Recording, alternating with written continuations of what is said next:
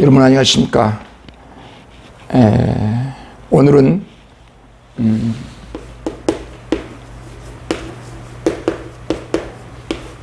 교회법과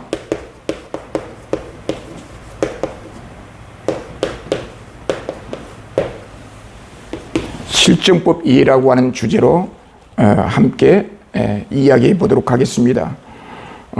종교단체인 교회에 적용된 법을 교회법이라고 할 것입니다.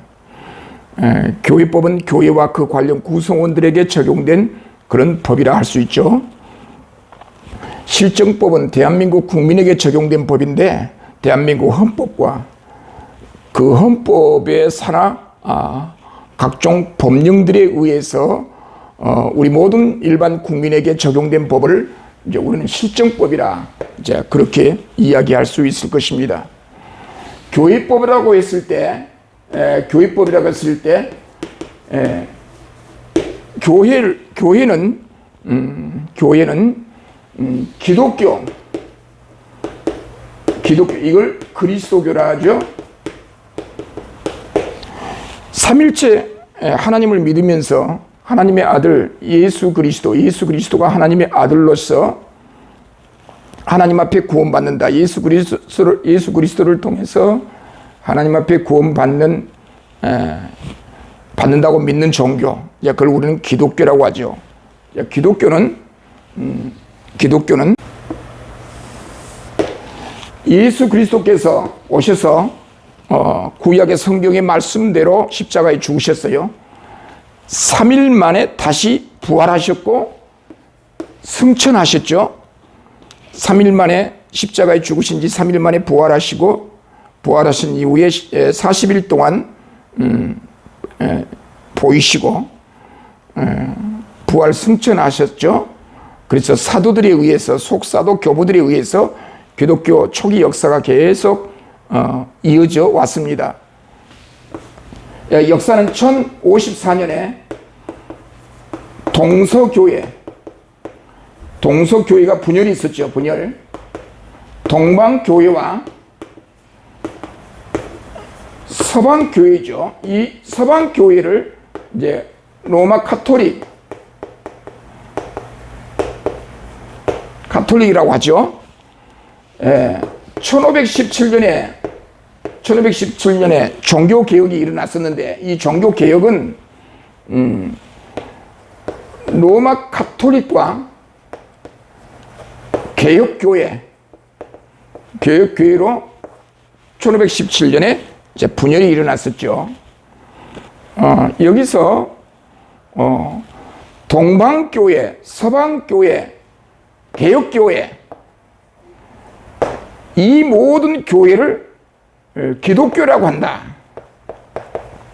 기독교는 이제 광범위한 개념이죠. 우리 개신교, 개혁교회만을 기독교라고 말하지 않고 삼일체 하나님을 믿으면서 그리스도를 통해서 하나님 앞에 구원을 받는다라고 믿는 그런 종교가 기독교인데 바로 그 기독교는 동방교회, 서방교회, 개혁교회를 가리켜 가톨릭을 포함해서 우리 개신교, 개혁교회를 가리켜 이제 기독교회라고 하는 거죠. 기독교회는 교회법이 존재합니다. 교회법이 존재하는데 이 교회법을 카논이라고 합니다. 이 카논은 규칙, 규범, 이 규범들은 기준, 표준을 의미하죠. 예수님께서 부활하시고 난 이후에 예수님께서 약속하신 보혜사 성령님께서 오셔서 예수 그리스도의 복음을 증거하시고 그 복음이 증거되는 곳에 예수 그리스도를 믿는 하나님의 백성들이 등장했죠. 하나님을 믿는 백성들이 교회를 형성합니다. 교회를 조직합니다. 그 교회가 초대교회로부터 계속해서 예수님의 제자 사도의 제자 속사도 제자 교부 시대 이후의 종교 개혁자들을 통하여 오늘날 교회가 세워지고 그 교회를 통하여 하나님의 복음의 말씀이 증거되는 것이죠. 그래서 그 교회는 사람들이 모인 장소입니다. 조직이 필요합니다. 정치가 필요하고 조직이 필요하고 규범이 필요합니다. 그래서 교회법이 교회 안에 존재하게 되었어요. 자, 로만 캐토릭은 중세 1000년 동안 정비하여 적용해 왔던 교회 대법전이 있어요. 교회 대법전. 교회 법전.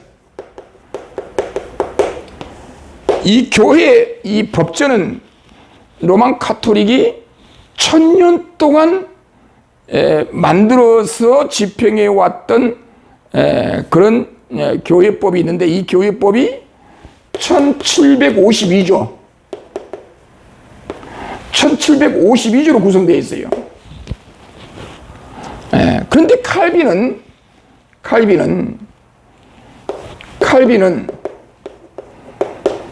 로만 캐토릭의 이 종교개혁자 칼빈은 로만 캐토릭이 중세 1000년을 지나오면서 만들어졌던 제정했던 교회 대법전 1752조에 해당된 이 교회 법전을 다 무시해버리고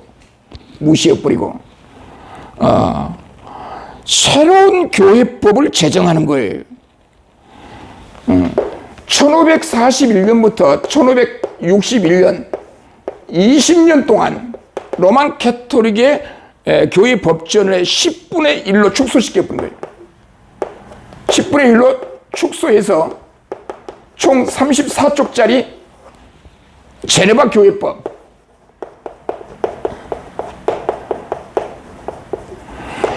제네바 교회법을 완성하여 이 교회법이 영국 세계 각처의 개혁교회, 개신교, 장로교회로 확산되는 것이죠. 자, 칼빈은 로만 캐토릭을 대항하여 개혁할 때 두 가지 기둥이 있습니다. 첫째, 기독교 강요하고 교회법입니다. 교회법. 기독교 강요는 1536년부터 1559년에 걸쳐서 기독교 강요를 완성하죠. 기독교 강요는 삼위일체 중심, 사도신경 삼위일체론 중심으로 우리 개혁교회의 신앙 고백서죠. 교리죠. 그 다음에 이 교회법 1541년부터 1561년 이 기간 동안에 완성된 교회법, 이 두 가지 기둥으로 종교개혁을 대항하여, 로만 캐토릭을 대항하여 개혁교회를 통하여 이런 교리와 교회법을 가지고 우리 교회를 섬기는 세계 각처의 장로교회, 개혁교회로 확산되게 되었죠. 이렇게 해서 교회법이 계속 이렇게 발전되어 왔는데 우리나라는 우리 장로교, 다른 교파는 우리는 둘째치고 우리 장로교 교회법, 이 교회 중에 우리 장로교는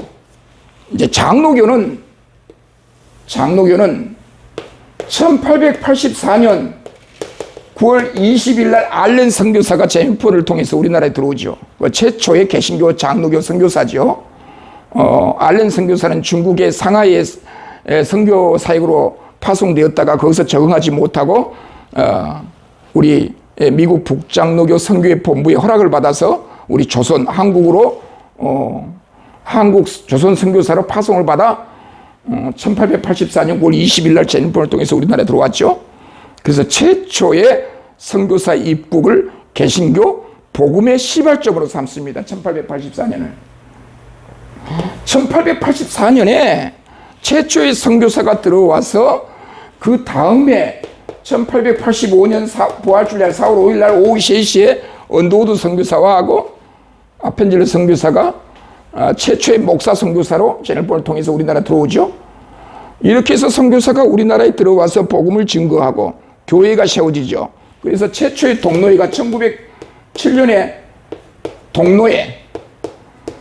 동노회라고 하는 것은 독립, 이 조선에도 선교사들을 배제한 우리 조선의 목사와 장로로 구성된 독립된 노예라는 의미에서 동노회라고 말합니다. 그 다음에 1912년에 총회가 조직된다. 조선 예수회 장로회 총회가 조직되면서 이 총회가 교단 헌법을 제정해서 최초의 우리 장로교 헌법은 1922년에 최초의 교단 헌법이 완성됩니다. 1922년에 제정된 그 헌법이 여러 수정 작업을 거쳐서 각 교단마다 수정 작업을 거쳐서 오늘의 교단 헌법이 되었어요. 교단 헌법이 되었어요. 이 교단 헌법을 이제 우리는 보통 조선 예수교 장로회 헌법이라고 말하죠. 이런 교단 헌법이 교회법, 오늘날 우리 한국 개신교 가운데 장로교 교회법으로 자리 잡고 있다는 것. 이 교단 헌법과 두 번째, 개별교회, 개체교회, 지교회, 교회 정관이 있죠, 정관. 이건 자치법규라는 합니다, 자치법규. 자, 교단 헌법과 정관, 교회 자치법규가 교회법으로 적용이 되고 있다는 것. 그래서 오늘날 현대 많은 교회, 우리의 대한예수교 장로회, 대한민국에 있는 모든 장로교회는 교회법에 의해서 교회가 합리적으로 객관적으로 운영이 되어야 되는데, 바로 그 교회법은 각자 소속된 교단의 헌법과 개교회 자치법규인 정관이 그 교회 운영의 원리로 적용되고 있다는 것. 그래서 교회에서 교회를 운영할 때 반드시 우리 목회자들은, 장로님들은 공동회의를 하거나 교회 중요 결정을 하거나 재정 집행이나 어떤 재산 처분이나 교회 중요한 교회 명의로 어떤 중요한 안건을 결의할 때는 아무렇게나 결정해서는 안 되고요. 교단 헌법과 교회 정관에 의해서 적법 절차가 무엇인지를 정확하게 숙지해서 교회법에 의해서 중요한 안건을 결의하지 않냐면 나중에 무효 사유가 되고요. 그것이 분쟁이 발생하게 되고 법정 소송으로 이어진다는 것. 그래서 항상 우리 목회자들은 목회할 때에 서재에 책상에 성경책이 먼저 올려 있어야 되겠죠. 성경책 옆에 교단 헌법과 교회 정관을 그대로 두고 교회가 어려움이 있을 때마다 어떤 중요한 문제를 처리할 때마다 교단 헌법과 정관을 확인하고 오늘 결의해야 되는 관련 규정들이 어떻게 되어 있는가, 교회법으로 어떻게 되어 있는가 확인하고 나서 그 안건을, 중요한 안건을 결의해야만 탈이 없습니다. 교회를 담임하는 담임 목사가 적법한 절차를 거치지 않고 임의적으로, 불법적으로 어떤 중요한 안건들을 결정하고 독단적으로 일을 처리했을 때는 거기에는 반드시 이제 법적 책임이 뒤따라온다는 것. 그래서 교회에 목회할 수 없는 상황이 올 수도 있다는 것. 법적 책임도 주어질 수 있다는 것. 늘 명심하고 바른 적법한 절차가 무엇인지를 잘 숙지해서 교회를 운영해야 될 것입니다. 참고로 우리 한국교회법연구소에서 1000페이지가 넘는 교회 적법 절차에 대한 교과서와 같은 책을 출판하게 되는데 그 부분을 참고하면 되겠습니다. 자, 그러면 이게 또 실정법에 대한 문제인데요. 교회에 적용된 교회법이 있는가 하는 반면에 대한민국 국민으로서 모든 국민에게 적용된 실정법이 있다는 것. 실정법이라고 하는 것은 대한민국 헌법과 그 산하 각종 법령들이 있죠. 대한민국 헌법과 관련 모든 법령들을 실정법이라고 하는데 그 실정법이 교회를 비껴가지 않는다는 것. 교회도 그 법을 지켜야 한다는 거. 그런데 간혹 가다가 우리 많은 목회자들이나 장로님들이 마치 교회는 우리나라에 존재하면서 치해법권적인 어떤 권한을 갖고 있는 줄 알고, 치해법권적인 어떤 권리가 주어진 줄 알고 착각하는 경우가 많이 있습니다. 교회는 치해법권이 적용된 것이 아닙니다. 이게 분명히 여기서 확인해야 할 것입니다. 교회는 실적 교회법이 적용되지만, 교회는 교회법이 적용됨과 동시에, 교회는 교회법이 적용됨과 동시에 국가실정법도 적용된다는 사실을 늘 명심해야 합니다. 자, 실정법은 대한민국 헌법 있죠. 헌법 20조에 보면은 종교의 자유가 있어요. 종교의 자유. 21조에 보면은 집회의 자유. 자, 종교의 자유와 대한민국 헌법의 종교의 자유와 집회의 자유에 근거해서 교회법에 의해서 종교 활동을 할 수 있는 그런 권한이 우리 국민의 기본권으로 우리 교회에 주어졌죠. 그래서 대한민국 헌법에 보장된 종교의 자유와 실정법에 의해서 교회가 보호를 받습니다. 신앙을 보호받습니다. 국가 헌법에 의해서 이렇게 보장되고 있지만, 종교의 자유가 보장되고 있다고 한다면 대한민국 국민으로서, 대한민국 안에 존재한 종교단체로서 실정법을 준수할 책임이 있습니다. 교회 재산을 처분하면, 혹은 재산을 취득하게 되면 우리 국가기관에 의해서 등기를 해야 되겠죠. 등기를 할 때는 국가실정법이 적용됩니다. 교회 재산을 불법으로 취득하고 불법으로 처분했을 때 교회 재정을 적법한 절차를 거치지 않고 위법적으로 재정을 집행했을 때 실정법에 의해서 제재를 받는다는 거. 이것이 바로 우리 교회에 적용된 실정법을 바르게 이해하지 못하면 목회하기 곤란하죠. 교회 운영하기 곤란합니다. 실정법, 헌법이 있고, 헌법 산하 각종 법령이 있는데, 민법이 있고, 이 헌법이 있죠. 상법이 있는데, 이 상법은 영리법인이죠. 영리법인. 이 교회는 비영리